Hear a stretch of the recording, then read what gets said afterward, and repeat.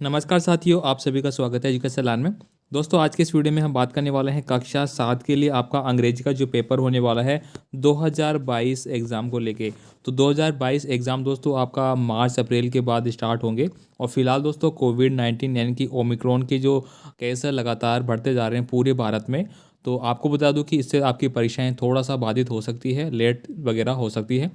तो दोस्तों चलिए अपन यहाँ पे बात करेंगे इंग्लिश का जो पेपर है कक्षा 7 का, वो किस तरह का पेपर आपका आने वाला है और किस तरह आपको उन क्वेश्चनों के आंसर देने हैं।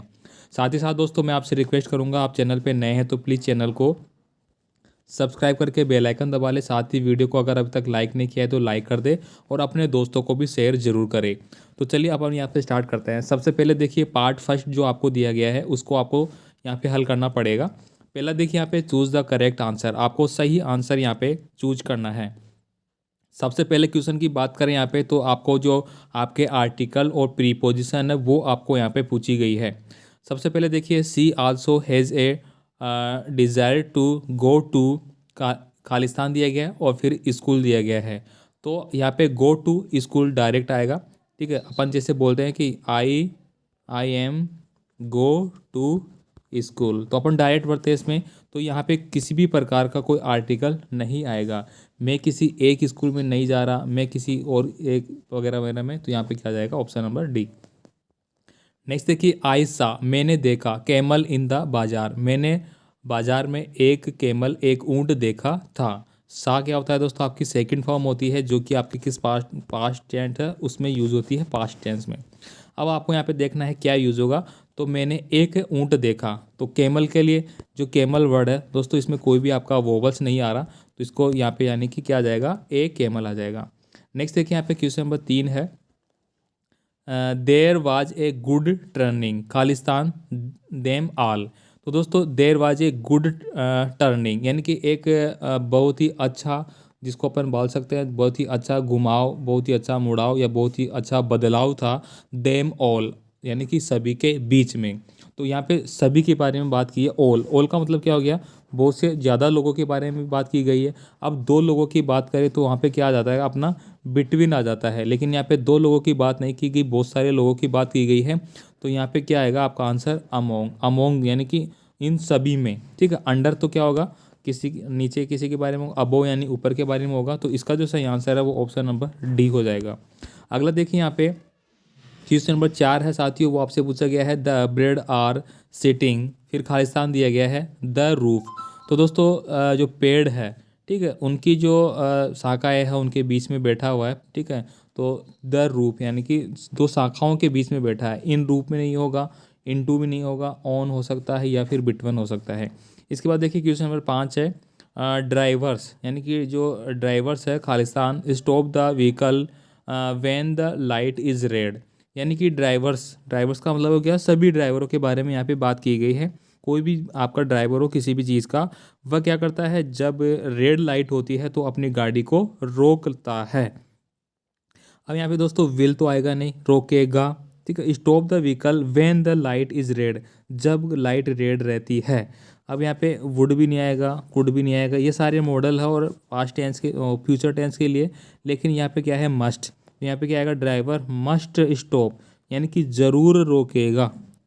नेक्स्ट देखिए यहाँ पे क्वेश्चन नंबर 6 है वी खालिस्तान आपको दिया गया है sleep early and wake up early to daily, it is usually advised. यानी कि दोस्तों आप रोज़ सुबह यानी कि जल्दी सोते हैं और जल्दी उठते हैं।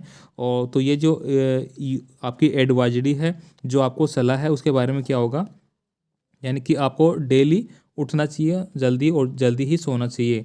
तो we could, we should, we must, तो यहाँ पे क्या आ जाएगा वी शुड। नेक्स्ट देखिए यहाँ पे अगला है the teacher love the students. Khalistan आपको दिया गया है वर्क हार्ड, जो छात्र बहुत ज़्यादा मेहनत करते हैं, जो अध्यापक है वो उनसे क्या करते हैं, प्रेम करते हैं, स्नेह करते हैं। तो यहाँ पे क्या आ जाएगा हु, वाट, हुज और होम। नेक्स्ट देखिए यहाँ पे अगला जो सेंटेंस है आपका choose the correct from the verb, ये आपको बढ़ना है यहाँ पे। इसके बारे में हम यहाँ पे बात करेंगे।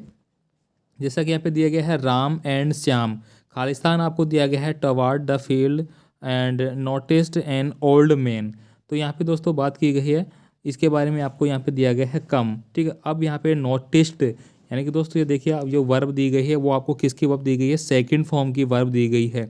ठीक है। तो सेकंड फॉर्म के लिए आप क्या यूज़ करेंगे यहाँ पे, या तो करेंगे फास्ट टेंस या फिर आप परफेक्ट टेंस यूज़ करेंगे। इसके बाद देखिए यहाँ पे, तो इसका कम का क्या हो जाएगा, केम बन जाएगा। इसके बाद देखिए ज्योति आपको दिया गया है, Khalistan interest of the deposit amount in the bank, यानी कि बैंक में पैसे जमा कराने में वह क्या करती है, इंटरेस्ट रखती है, रुचि रखती है। अब यहाँ पे दिया गया है गेट, ठीक है। तो interest the deposit amount in the bank.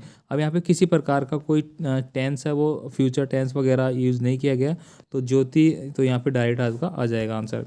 इसके बाद देखिए write the plural of the following word. Plural का मतलब क्या होता है साथियों की बहुवचन। आपको जो ये वर्ड दिए गए हैं इनका आपको क्या करना है, बहुवचन है वो लिखना है। अब मैं आपको आपको बता देता हूँ। पहला दोस्तों आपको दिया गया है स्टोरी, ठीक है। आपको इस तरह से लिखा गया है स्टोरी। आप इसमें क्या करेंगे, आप स्टोरी में STORIES ये लगा देंगे, वाई को हटा के, तो ये स्टोरीज बन गया, ये इसका बहुवचन बन गया। इसके बाद देखिए ऐसे ही आपको दिया गया है चाइल्ड, तो चाइल्ड का क्या हो जाएगा, चिल्ड्रन, जिसे आप चिल्ड्रन लिखते हैं बच्चों के लिए, वो हो जाएगा। काइट का क्या हो जाएगा, काइट्स हो जाएगा। और बुश का क्या हो जाएगा, बुसेज हो जाएगा, ठीक है। तो नेक्स्ट देखिए यहाँ पे राइट अपोजिट, आपको विलोम शब्द है वो लिखना है। अब यहाँ पे दिया गया है एबल। एबल का मतलब क्या होता है कि आप किसी कार्य को करने में क्या है, किसी कार्य को करने में आप सही है, सक्षम है। एबल यानी कि मैं उस कार्य को करने में सक्षम हूँ। अब आपको यहाँ पे क्या करना है, डिसेबल लिखना पड़ेगा, यानी डिस और ABLE ये मीनिंग आपको लिखनी पड़ेगी। तो इसका क्या हो गया, अपोजिट बन गया। अब यहाँ पे दोस्तों सेकंड दिया गया आपको फॉरगेट। फॉरगेट का मतलब होता है कि भूल जाना, याददाश्त नहीं रहना, छोड़ देना। अब आपको यानी कि भूल गए, तो आपको यहाँ पे भूल जाने के बाद में क्या, इसका अपोजिट क्या हो जाएगा, रिमेंबर, ठीक है। रिमेंबर, रिमेंबर का मतलब क्या हो गया, याद रखना। फॉरगेट मतलब याद नहीं रहना या छोड़ देना, भूल जाना। अब यहाँ पे वाइज आ गया, इसके बाद मॉडर्न आ गया। इनको आपको देखना है, जैसे कि मॉडर्न का क्या होता है, नवीन होता है, तो इसका अपन क्या लिख लेंगे, ओल्ड लिख लेंगे, पुराना। इसके बाद देखिए यहाँ पे 12 नंबर का क्वेश्चन है राइट अपोजिट जेंडर, यानी कि दोस्तों आपको जो स्त्रीलिंग और जो पुल्लिंग होते हैं उनके हिसाब से यहाँ पे यूज करना है। अब यहाँ पे देखिए लोइन दिया गया है, तो लोइन आपका क्या हो गया, इसका आपको क्या करना है, जेंडर चेंज करना है, ठीक है। तो लोइन का आप क्या लिखेंगे, जैसे लोइन है, लोइन यानी कि शेर हो गया, तो इसका आप अपोजिट लिखेंगे। सन है, सन का मतलब बेटा हो गया, तो आप बेटी की मीनिंग लिखेंगे डॉटर, DOUGSTR डॉटर। यहाँ पे देखिए अगला दिया गया है हॉर्स, हॉर्स यानी घोड़ा, इसकी अपोजिट लिखेंगे आप, ही का लिखेंगे आप सी, ठीक है। इस तरह से आपको लिखना है। तो सारे क्वेश्चन दोस्तों मैं आपको यहाँ पे बता रहा हूँ करके किस तरह से आपको करना है, और इसी तरह के क्वेश्चन आपके एग्जाम में आएंगे। तो आप अच्छे से इन सभी टॉपिक को याद करें, इन क्वेश्चनों को भी आप याद कर लें, क्योंकि बहुत सारे क्वेश्चन है वो एग्जाम में ऐसे कैसे रिपीट होते हैं। साथ ही मैं आपसे रिक्वेस्ट करूँगा आप चैनल को सब्सक्राइब करके बेल आइकन दबा के जरूर रखें। बाकी आपका कोई भी कमेंट है मुझे आप कमेंट कर सकते हैं।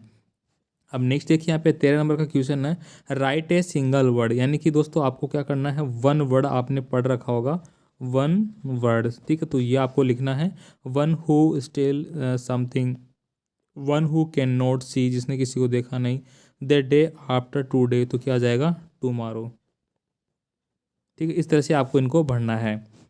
नेक्स्ट देखिए यहाँ पे सेकंड पार्ट है, उसमें आपको एक पैसेज दिया गया है, all of us must be careful about disposing the waste, see we should never throw in careless, we should always dump it into garbage bins. यानी कि दोस्तों यहाँ पे कुछ विवरण किया गया है ऐसी चीज़ों के बारे में जो कि ख़राब हो जाती है, तो आप उसको डम कर देते हैं, वेस्ट के आप ध्यान में रखते हैं सभी चीज़ का, ठीक है। डिस्पोजिंग वगैरह गलत नहीं करते, ठीक है। Some of the waste from the kitchen, kitchen में जो कुछ चीज़ें ख़राब हो जाती है या जो वेस्टेज चीज़ होती है आप उनको सही जगह फेंकें, सही कचरे के पात्र में फेंकें। इस तरह की यहाँ पे कुछ एडवाइजरी है वो आपको दी गई है, तो इसको आपको पढ़ना है। इसके बाद दोस्तों यहाँ पे क्वेश्चन आपको पूछे गए हैं, इन क्वेश्चनों के आंसर आपको देने हैं, ठीक है। इनको आप अच्छे से पढ़ें।